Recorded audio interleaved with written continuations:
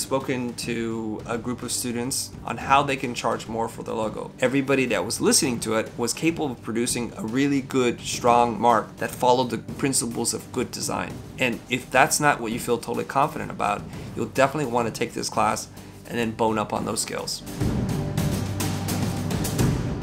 We've included 6 jam-packed modules to cover each of the major logo types: wordmark, monoline logo, combination mark, emblem, and symbol. We're going to cover crests as well.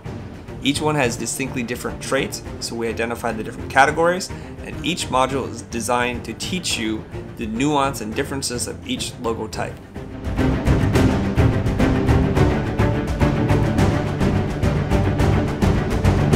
When you complete this course, it is my belief that you'll broaden your knowledge about the different logo types that are available to you.